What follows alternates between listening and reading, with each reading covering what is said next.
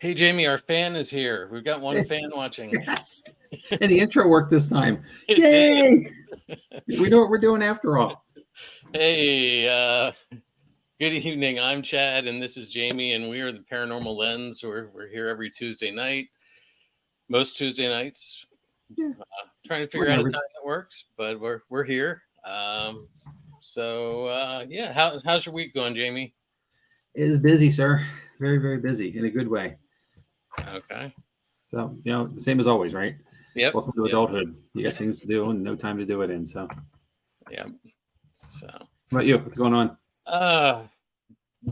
Things are busy at work.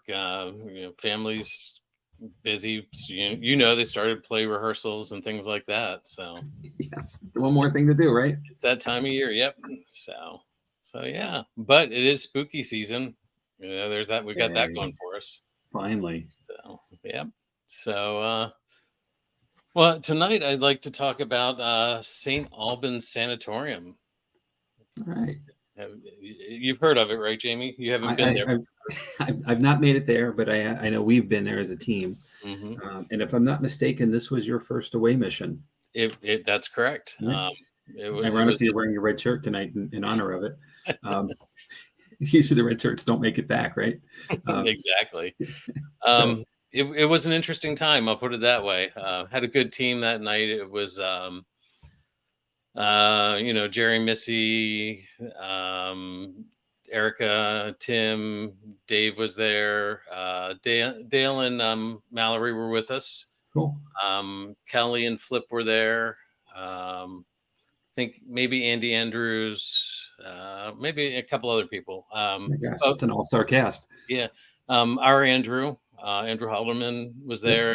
He had a friend along. So it was a good time. We had a good crew and, got to learn how to do those away missions. So it was fun. You didn't get beamed up, so no. And I didn't get lost in the building, which could have happened. It was one of those buildings that just sort of goes, but we'll get into that. I got some ground plans to show and things like that. So, cool. So anyway, if you're going to do slides, Jamie, that'd be great. I'm in it. Let's go ahead and jump to the first slide. St. Albans Sanatorium. It's in Radford, Virginia. It was a stately building at one time. It's currently owned by Shaw Development Companies, LLC. And on September 22nd, which is this Saturday, it turns into the annual Halloween scare attraction in Radford, Virginia. The rest of the year, it does history tours, paranormal investigations, and all those sort of things. They turn it over to teams overnight. They have their walk around ghost tours. They have their walk around history tours, things like that. I did do the history tour when I went down, so that was sort of interesting to hear them tell the story of what it was. Let's see. It is a let's see. Because of the significance of the local community health and medicine through the years and the grandeur of its architecture, can you go ahead and do the next slide? The property is listed on the Virginia Landmark Register in 2019 and the National Register of Historic Places in 2020. So, believe it or not, this property is claimed to be one of the most active locations on the East Coast. So how did this grand building that you see here turn into this active location and the rundown picture that we saw on the first slide? So as with many of these properties we look at, the tragedy goes back well before the buildings were built. That's the case with St. Albans. If you can jump to the next slide. The building currently sits on a bluff above the New River. As this was the area being settled in the 1700s in Virginia, the native Shawnee and the European settlers clashed over the area. In July of 1755, a group of Shawnee attacked the villagers at Draper's Meadow. They killed at least 5 people and took others hostage. You can go to the next slide. If you're familiar with the story of Mary Draper Ingalls, this is where that happened. She was taken hostage and moved into Kentucky. Next slide. So you can see by this slide, the red line is where she was taken by the Native Americans. So you're talking a big trek away from where she was. Mary managed to escape. She and the woman that's called the Old Dutch Woman worked their way back along the Ohio, Kanawha, and New Rivers towards the English settlements. The two women worked together for 40 days until they had a hunger-induced fight where there actually was talk of cannibalism, apparently, between the two of them. Continued on her own, and after walking nearly 800 miles, she returned to the remains of her home in Draper's Meadow. Neighbors took her in and nursed her back to health, and then she was reunited with her husband and eventually settled near what was to become Radford. So this whole thing happened in this little area as well. If you jump to the next slide. During the Civil War, it is believed that the Union artillery bombarded the settlement of Central Depot from the ridge where St. Albans was eventually built. This was part of the violent Battle of Cloyd's Mountain. It was considered the most significant battle in Southwest Virginia. Apparently, I didn't notice it while we were there, but at certain times you can still smell the gun smoke and hear gunshots if you're visiting St. Albans. So, Central City was incorporated as a town in 1885. In 1887, it changed its name to Radford. There was also a West Radford. These two towns were built on sort of stations of a rail line. The communities merged in 1892, and it put the population of Radford over 5,000 people, which classified it as a city. In 1892, there was also a gentleman named George W. Miles who had a vision of building a new preparatory school. You can jump to the next slide. So he purchased land in January of that year and managed to build the two original buildings and open the school by September of 1892. On opening day, the school had 50 dormitory students from all over the South and 20 to 30 day students from the city of Radford. So it held quite a few students. He named the school after the St. Albans School in England, which was a Lutheran school. Miles built the school around academics, but he soon realized that a successful school needed to have a championship football team and baseball team. Jump to the next slide. He built the sports program up to the point where they were competing with UVA and Virginia Tech because the other prep schools in the area didn't want to compete with them. That's how good they were and the reputation they had. This competitive attitude carried throughout the atmosphere on campus. Stronger boys excelled. Today we would call them bullies, not necessarily stronger boys. The brainy types didn't always do well here. There was a comment in a 1904 yearbook that stated the following: E. Blackbird Runyon did not return after Christmas, much to our sorrow, as it put a stop to the football games on the terrace, in which he figured prominently as the football. So bullying was very prevalent at this school. Behavior at the school was a problem. Drunkenness, vandalism in the town, and abuse of students and faculty by other students were all reported. It is believed that there were several murders and multiple suicides within the student body. So this may have, in part, have led to the closing in 1911. Jump to the next slide. In 1915, Dr. J.C. King purchased the building to convert it into a sanatorium. In 1916, the two original buildings were connected by a narrow quarter in the back of the building. Between 1926 and 1954, 3 dormitory additions were added.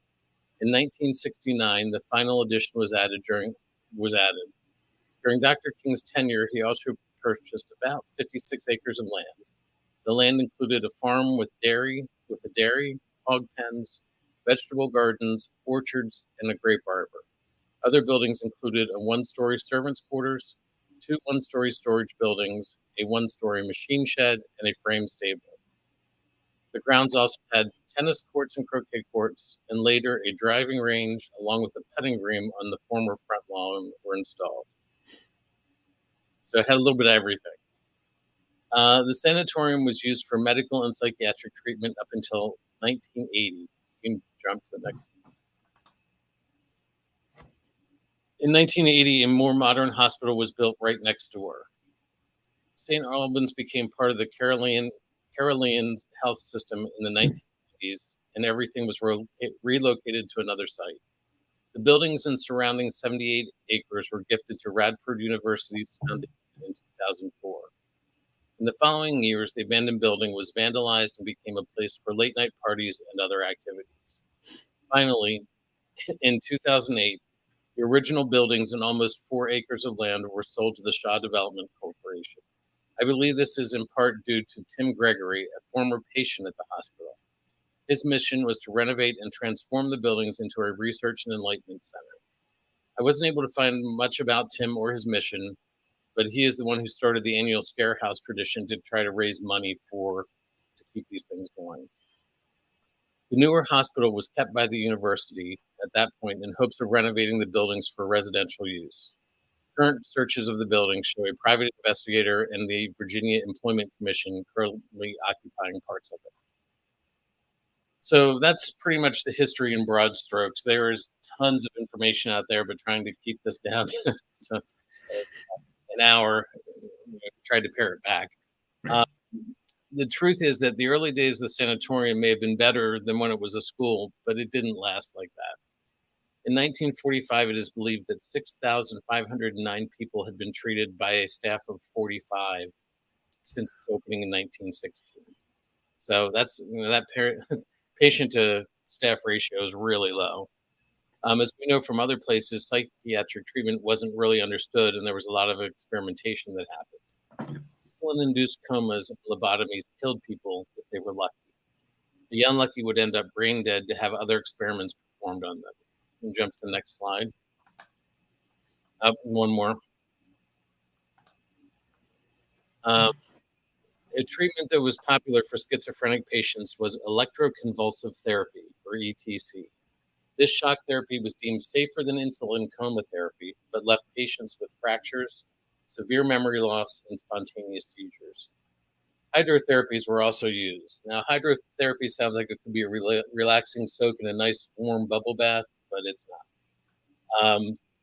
There were several types of hydrotherapy. They included being mummified in icy cold towels, or being strapped into a steaming hot bath, or hot vat, and others were blasted with water from a fire hose. Or, of course, you could go from one extreme to the other as part of your treatment. Go from the icy hot bath and then have the hot water poured in on you. Like we would see it as abuse today. So it's no wonder there's still a lot of energy here. And among other treatment facilities, there was also a drug and alcohol ward as part of this facility. You want to jump to the next slide?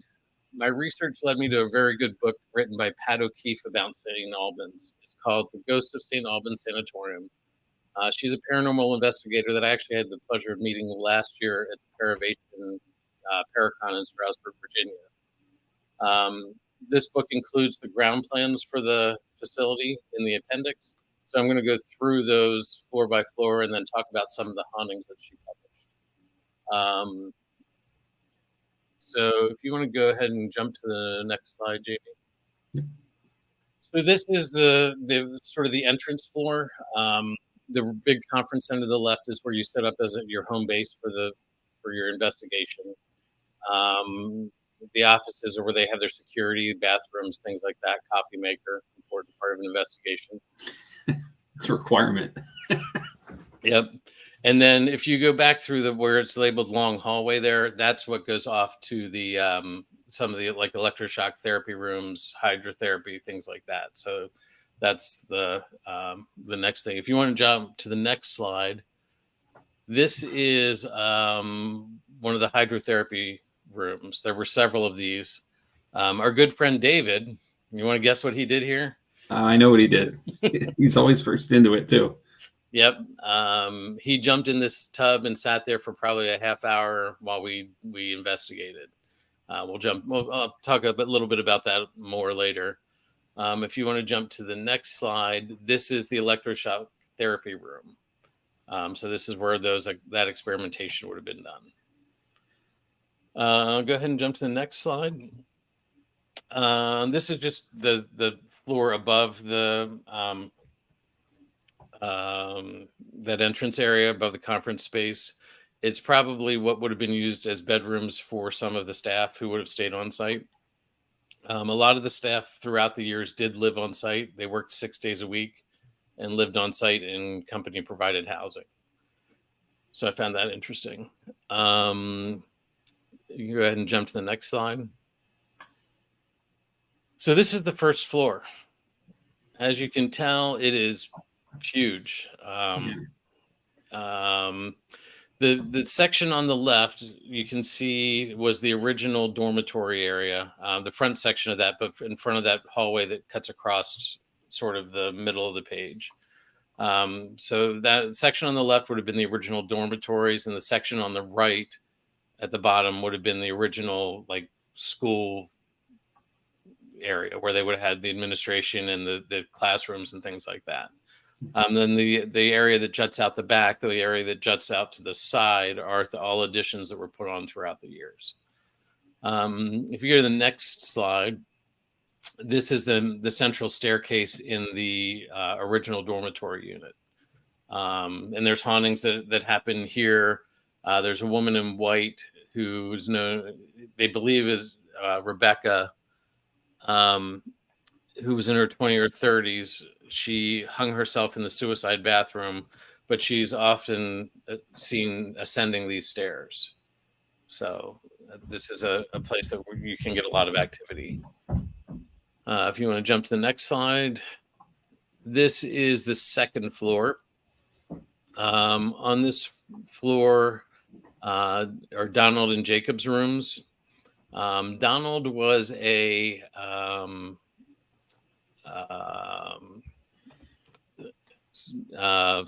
orderly. He was also a pedophile. And Jacob was an 8-year-old boy who they believe that Donald killed. And Jacob's spirit still haunts.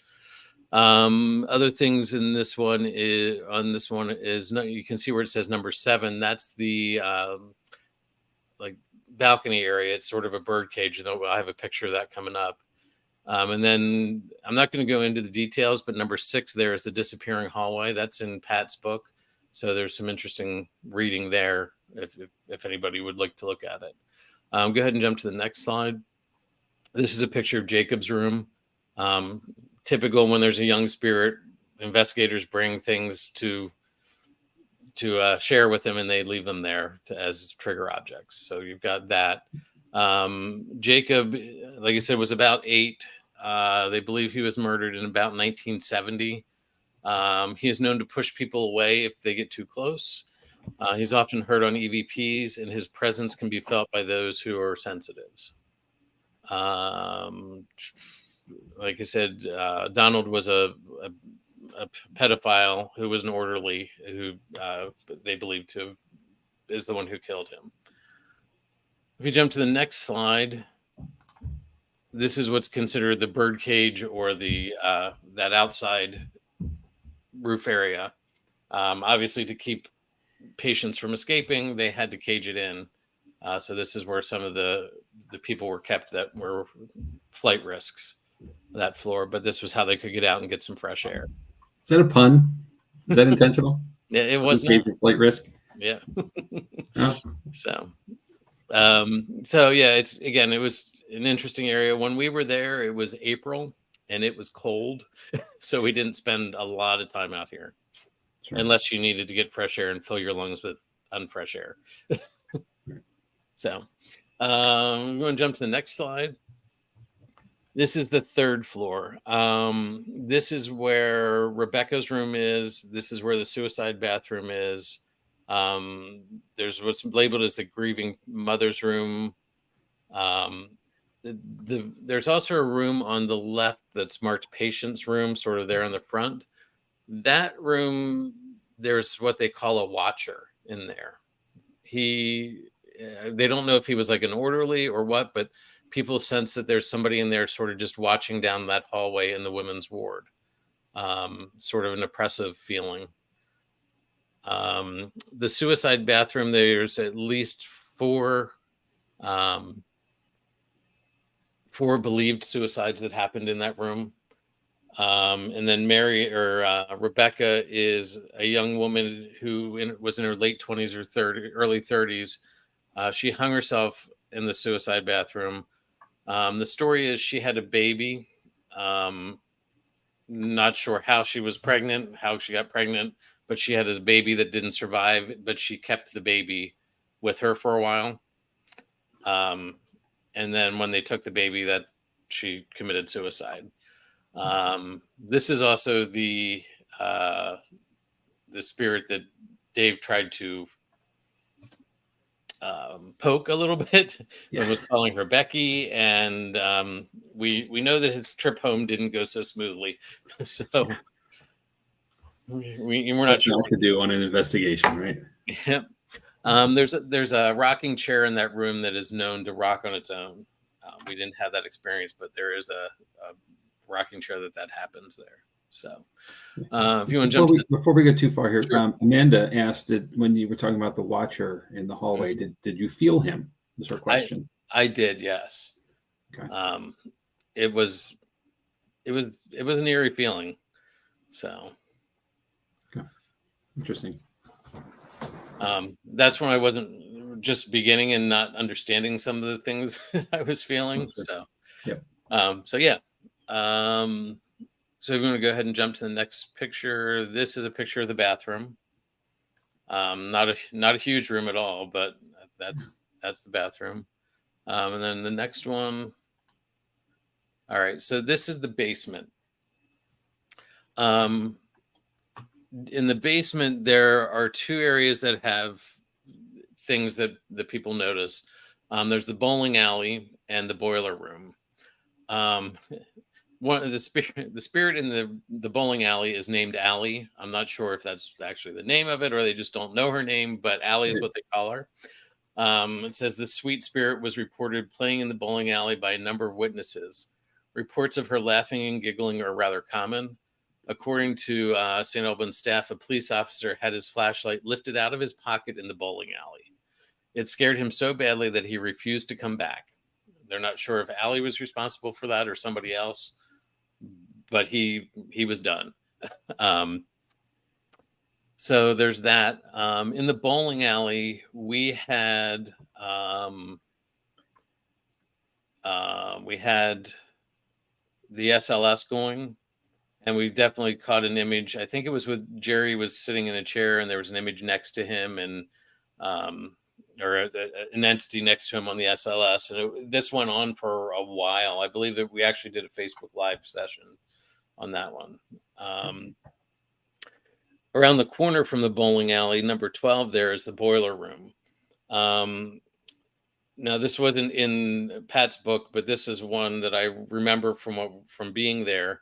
There's a man named Red who's believed to be tied to the mechanical room. Sort of his space. He's not happy when people are there, but people leave him cigarettes, to appease him. Some of the videos I was watching and doing research is things are known to have been thrown in that hallway. Like they're not sure where they come from, but it's like you can hear things being thrown, hitting the conduits and stuff like that. There's also, it's coming back to me, but I think there's, rumors of people being killed down there and held there until they were sent elsewhere. But again, that's not, there's a lot of hearsay in these, how that goes. Oh, yeah. If you want to jump to the next slide, this is a picture of the bowling alley. Oh, yeah. Okay. So a little 2-lane bowling alley, but it served the purpose. All right, go ahead and go to the next one. All right, so I think that's pretty much all the areas that we have.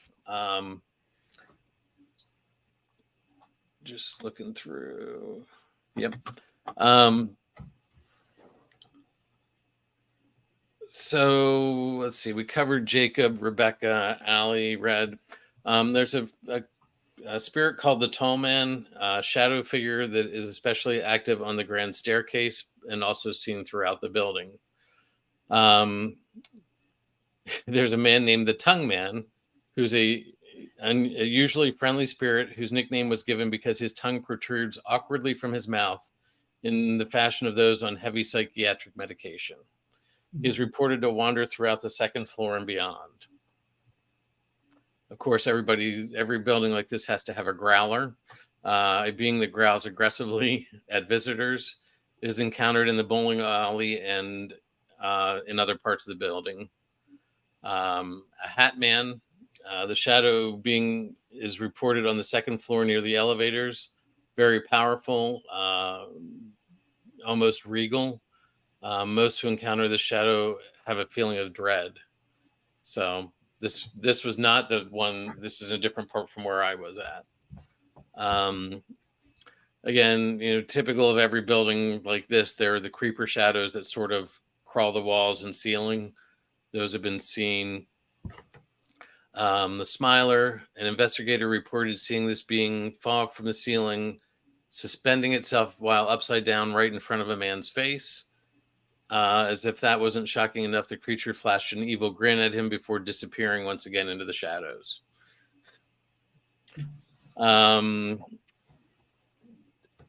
Confederate and Union soldiers have been seen on the grounds outside. There was an encampment where the one parking lot is on the river side of the building.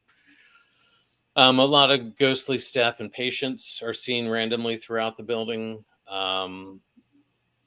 There's an older gentleman found crouched in the corner of the file room as if hiding from someone or something. There's a lot of disembodied sounds, shuffling of papers, just like talking, laughing, like people are still there working. The night we were there, it was a little difficult to hear anything like that because the windows are broken. It was cold and it was windy. And there were, things that like were put over windows to try to block the wind, but then they would just bang into the windows to make it, there was so much interference with sound. We couldn't get a lot in those areas. The areas downstairs were a little bit better than that. Then there was another thing called the disappearing doorway. Investigators were in the safe room, a room that housed an old safe. When they got up to leave, the door had disappeared. Wow. Is that an urban legend? Is it? So, well, you said safe room. I was thinking room to get away from the if there would be an episode with the residents, right, to be secured away. Okay, not the safe would be in the room. It's right. Wait, that's something else. Yeah. And then the disappearing hallway, again, I'm not going to go into this, but there was this paranormal anomaly was witnessed by Pat O'Keefe and two other investigators on September 27, 2015.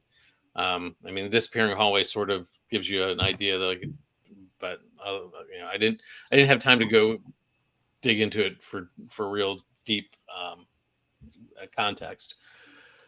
So as you can see, there are many things that happened here. Like I said, we visited April 9th, 2022, my first big investigation with the team.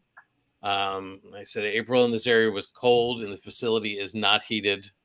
The one room, the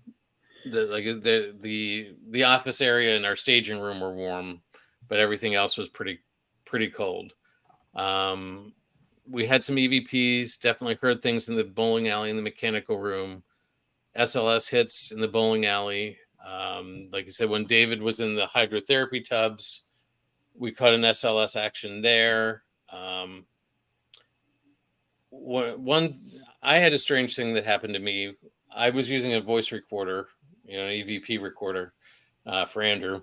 And we were down in an area that was called the morgue. I had to throw it in there. It never gets old. We were down in the morgue area, which was freaky in itself because it was the morgue. Second of all, there was a storage room right there that was used for their Halloween scare stuff. So there was a creepy clown watching us the entire time. Of course there was. And we were doing a session, and I ran my recorder the entire session. We went down to the hydrotherapy room from there, and I went to play back my recording, and my recording was gone. Now, I know my red light was flashing that's saying it was recording. I know I watched, because when you start, you make sure the counter's running, all that. Yep. I did all that, but it wasn't there. It's not like there was a silent recording. The recording was gone. And it had been a pretty interesting session, so we were hoping to listen back to it and hear some things. But yeah, never could. So Let's see what on. This is the trip where David had his car accident on the way back. Pretty much a lot of damage on his car. When I was driving home, I felt off too. So I actually decided to come home via Skyline Drive up through Virginia. Oh yeah. Stopped and got out of the car just so I could sort of ground myself. Like I felt like I needed to do that, and it helped. But then again, I'm not sure if everything was. I got rid of everything.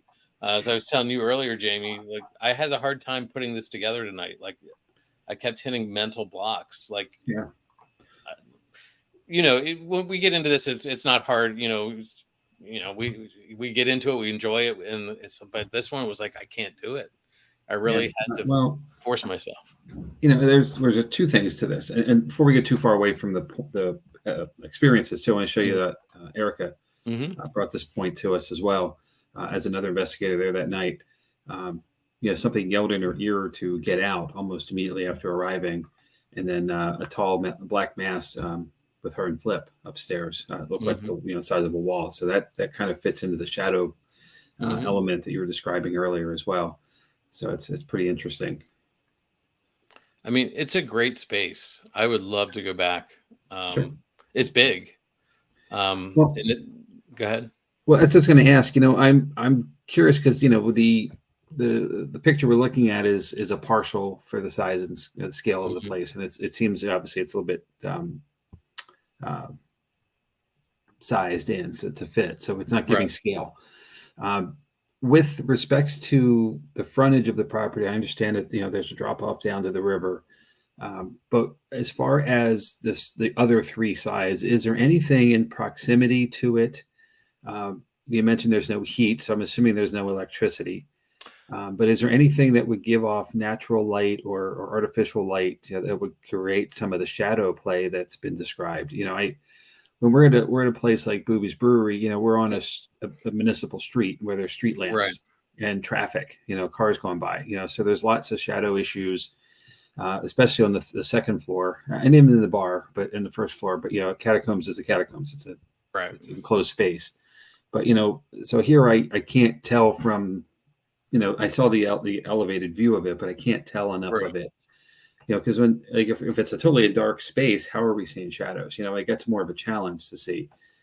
That makes it more realistic as well, not to have natural light elements where things could be moving outside and creating shadows, or us moving in spaces. We tend to create more things than we think. At times when we're investigating as well, like someone's moving in the room and it's creating a shadow. We saw that from the brewery, with the mirror on the back wall of the second floor at the time a while back that we debunked really easily. Because it was somebody at the front of the room moving by a window, casting a shadow all the way across that long room. So the curious question there, because I haven't been there obviously either. Right. Let me see if I can share something here. You mentioned parking lots, so that makes me think there might be lights and stuff, so that's why I'm just trying to understand it better. All right, so this is sort of a street view. Okay. From the highway that's out in front. There's not a lot around it. Like there is, like the hospital's on the old hospital's on the one side, but it sits up on this hill on top of this bluff. Okay. So there's not a lot of street lights. There's not and once you're inside the building, I mean, the rooms are buried. Like you've got some exterior rooms, but most of the stuff you're in is inside the building. Right. Yeah. We keep the patients away from the windows and such. I get it for treatment. Okay. So, and, I tend to believe more that the claims of shadows and so forth when there's a lack of natural light or artificial light, either way. I mean, it could have been a full moon, but if I understand it correctly, it was snowing that night in April. Or flurries and so forth. So it leads me to believe it was overcast, and there wouldn't be, a full moon or something, which would make it a radiant space. Right. Okay. I mean, you can see there's a couple street lights there, but like I said, not much. A lot. Okay. So cool. That makes it much more interesting. I mean, it wasn't before, but yeah, the shadow play and the extensive shadows that you mentioned, it's pretty cool. All right. So, the lot of questions that I have, I shouldn't say a lot, I have a couple questions, and the most important one to me is, and I think of this in all of the old buildings we've been in, is there a potential for noise contamination having that many people? There are teams, of course, but there's groups of people moving around the property. We know that, for example, and I don't mean to be negative here, but White Hill, is very old property, and it's got slatted floorboards that are open, and we can see light coming across floors. We hear sounds across the house. Our experience at West Virginia, big open space, even though it's a pretty big building, sound carries there because it's brick or block building with a lot of metal inside. So a lot of echoing, right. Sound carries pretty easily. I'm wondering if that's some of the challenge that you're, with all the audio stuff. To be honest with you, I would say no, because of the way that they were hospital rooms, and they were individual rooms. A lot of them, like there were some open spaces, but you were isolated in an area to get long hallways separating the different spaces. So you can have a team of 10 or 12 people break up into 3 or 4 groups and go to areas. Yes, it was. So you can go to 3 or 4 different areas and be completely separated from people. Like the bowling alley, the staging room was above that, but most of the time when you were in the bowling alley, you didn't have people in the staging room because they were out out investigating. And the bathroom was not above an area that I know where you're going with this. But yeah, like I said, things were fairly well separated because of the way it was constructed throughout the years in different sections and corridors connecting them. So, like I said, the noise contamination came from it being open and windy on certain levels. Going up to the room where the floor where Rebecca's room was, you couldn't count really anything up there. As from disembodied voices, we did get some stuff through a either EVP or Phasma box. I remember it was a Jamaican like a Jamaican accent. It was very interesting. But we got that 2 or 3 times through, I think, the Phasma box. Oh, interesting. Okay. Cool. So what other questions do you have, Jamie? Well, it's not really a question, but a comment. And I think it's interesting because we see it everywhere that, this establishment was originally open to the public on a haunt for Halloween, like the scare place. And so many places use this as the primary, the awareness opportunity to get people at the door. Hopefully it's the hook to get them to come back as hopefully an investigator or, some other trip later and spend a little more time and obviously invest a little bit more capital to keep the place up and running. Right. So which leads me to believe, or want to ask this, I guess, I believe that they're doing this to utilize funds to keep the place available to be open, Right. Has there been, in your knowledge, your research or your experience there, is there any capital investments going into rehabbing the place or anything where it could create more, every time there's activity around, refurbishing establishments, right, there's the activity draw of, because the place is being changed structurally or physically. Right. Any accounts to that? I don't think so. Okay. It doesn't. And I'm sort of talking out of turn here. It doesn't feel like there's active work going on to restore anything at this point. There's a lot of stuff and I could be completely wrong about that. But there's a lot of stuff that's coming down, areas that are sort of blocked off. Okay. So it's a decaying property. It is, yeah, and it's aging out. Okay. It was, and I hope they can start restoring it. But with our discussions with Kyle, it is so hard and it takes so much money to get that started. White Hill, right? Through the steps, and so I hope they can. Time tends to win on these things, and Mother Nature tends to win without an active campaign to bring everything back. One thing I remembered, the woman giving my tour, also does the scare stuff, because it's one of those, you do one thing in those sort of places, you do it all, because you're hooked in. Yeah. And she said that she's had people who were on the Halloween event come up to her and say, that couple in that room there, they didn't seem like they were dressed for anything, but what was their sort? And it was like, there was nobody in that room.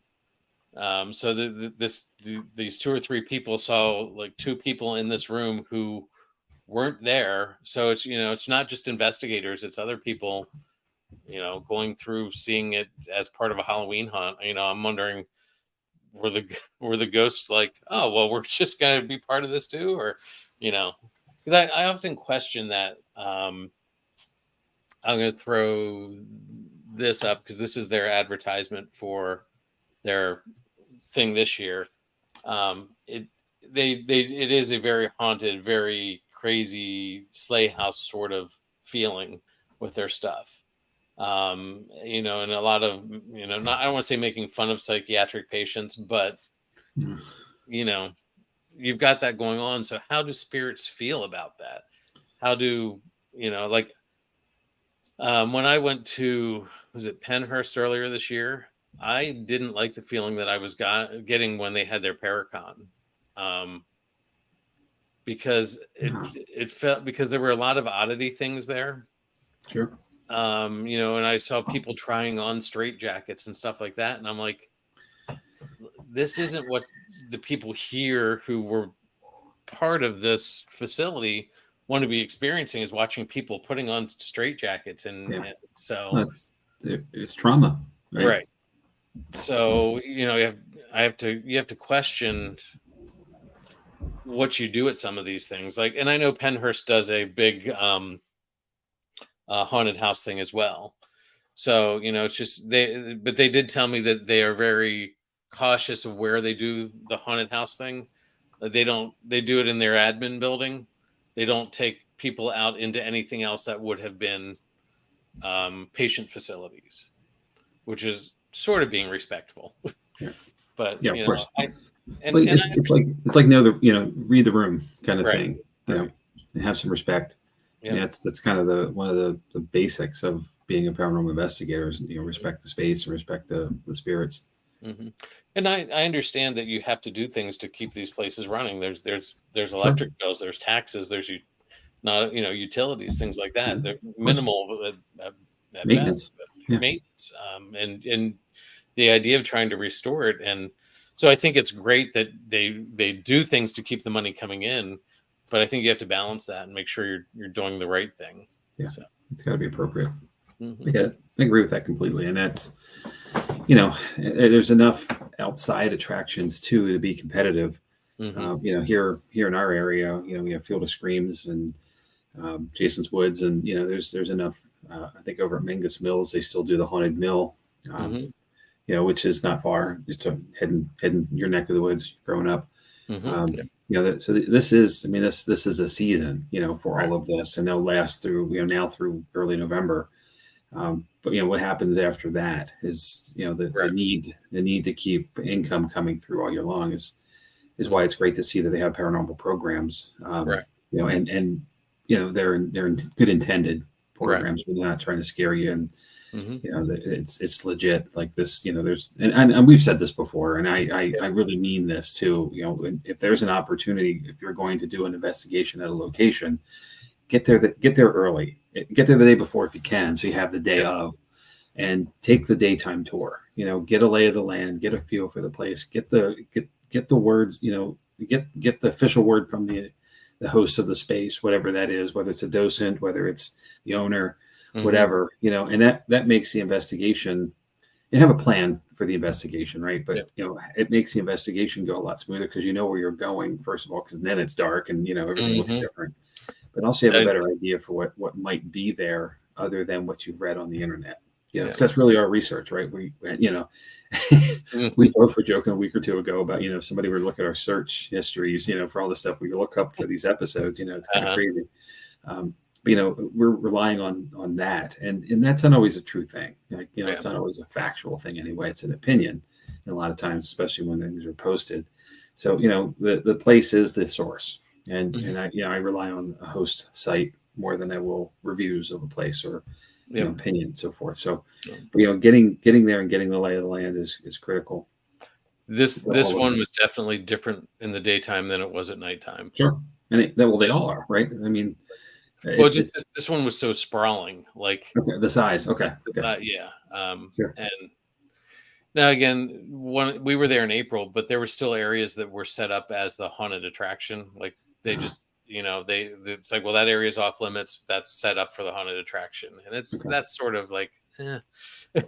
Well, that's the Sugar Shack at West Virginia, if you recall. That there was over on the coming into the space to the hard left. That wall had a kind of a gated door that we clearly see that the Halloween attraction was set up in that space, because that room continues. I mean, that's the basement space across the whole JK block. That's right. Continuing there. So it's just as much down there as it is the room we were in, which was quite large.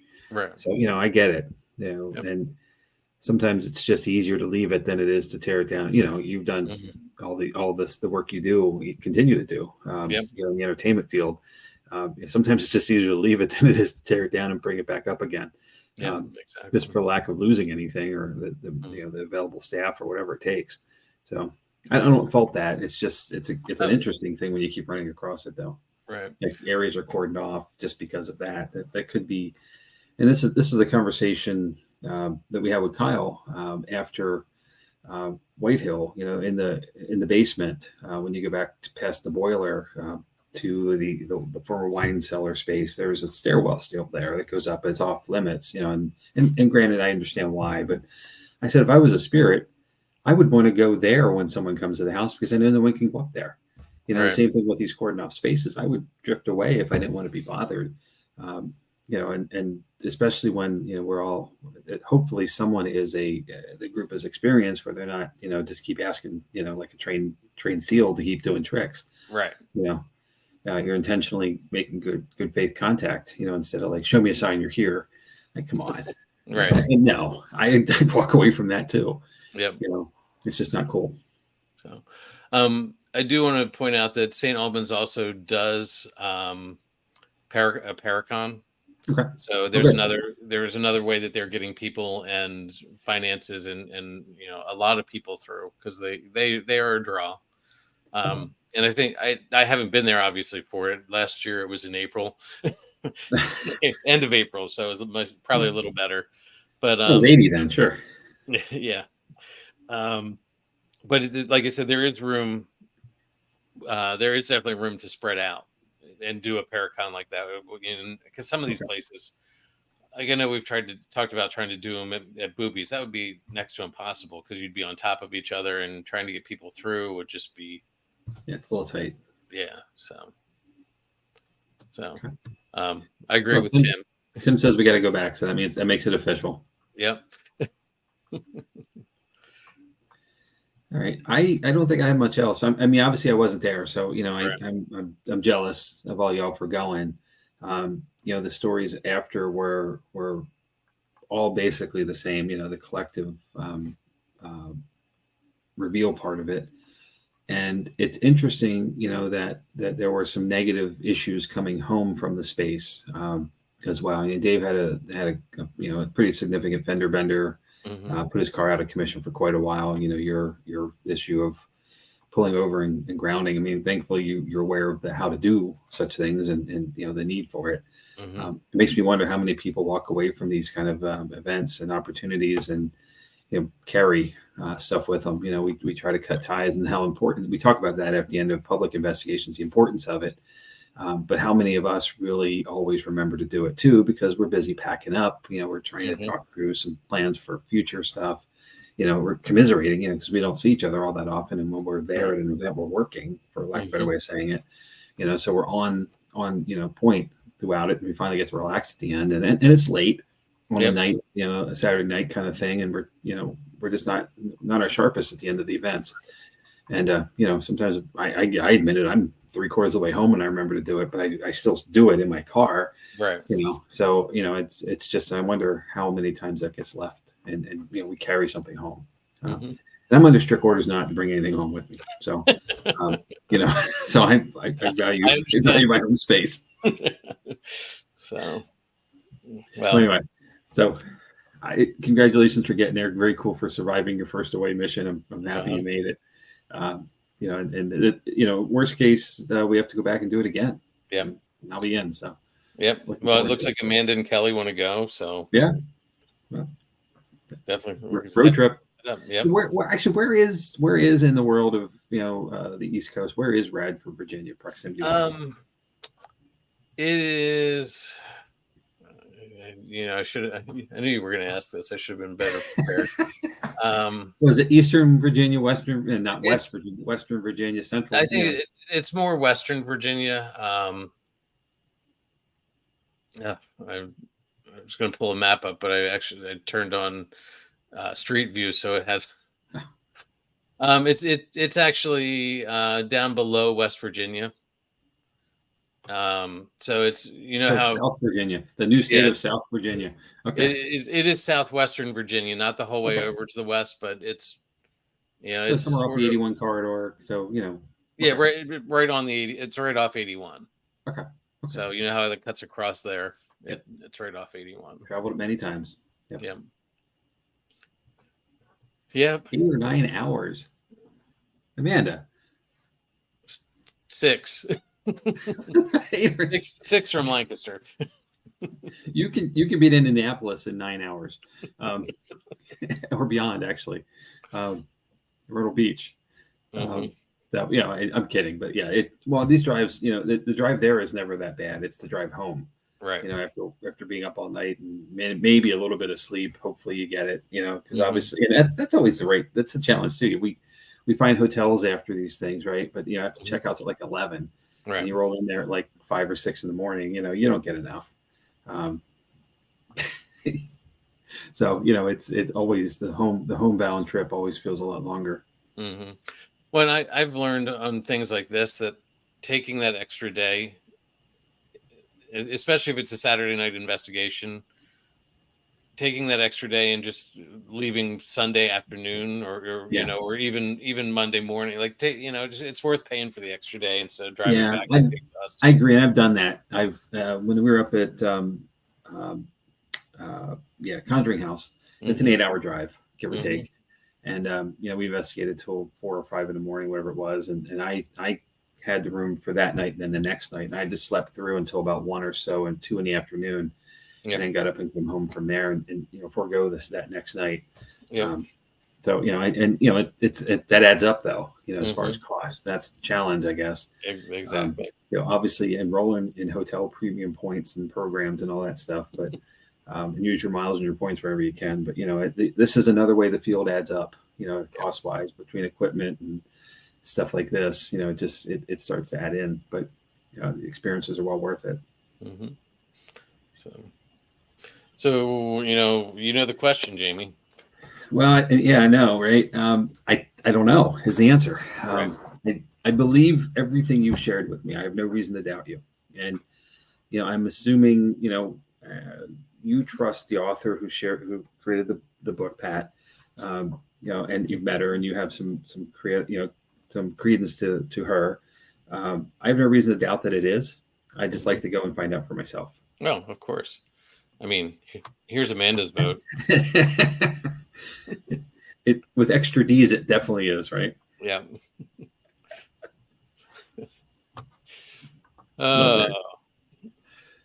So yeah, why not? Let's I think so, and let's figure out that trip. We are already looking at next year's plans for the team, so let's start thinking about it and get it on the books for sometime after April. Yeah, just in case. Not July. Well, it's true too. July, because again, the sweet spot. Yeah, well, it's Western Virginia, so it doesn't get as hot there. It's the mountains, but yeah, I agree. I did find a couple good restaurants while I was down there. Some barbecue stuff. Was this one of them? No. There's a story here, maybe. I don't remember, maybe, but I mean, there's the story of David's hotel. Well, yes, I've heard that story many times. We were staying in hotels next to each other, and David had to check into his hotel by coming to my hotel and getting his room key to go to his hotel, and there was no front desk. We won't go into any of the other stuff that went on. Yeah, this is why you read the reviews, right? Mm-hmm. Prices and everything. Yeah. So, yeah, definitely have to get a trip scheduled. So, okay. And we'll get the assistant to the traveling secretary. uh-huh.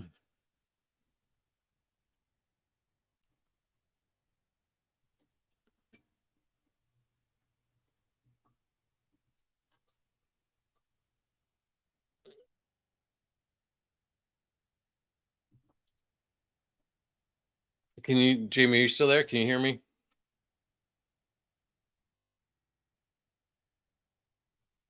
Well, it looks like Jamie froze on us.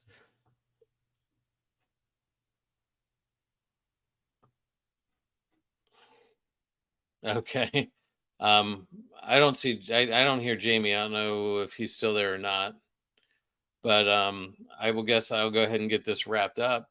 Our upcoming events, September 30th, we have a public investigation at Boobies.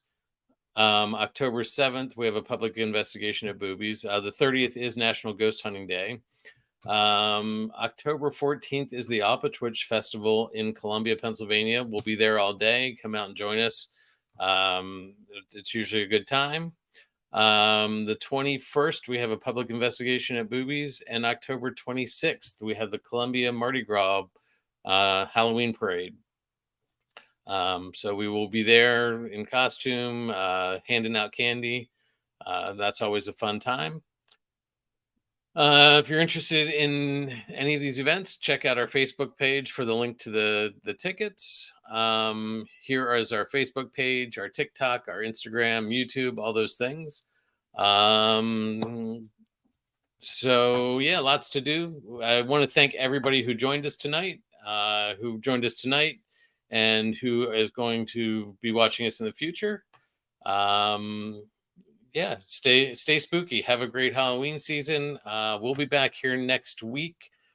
Jamie will be hosting. He told me that he is going to be doing an episode on a place called, I'm looking for it here, the Mystery Spot in Santa Cruz, California.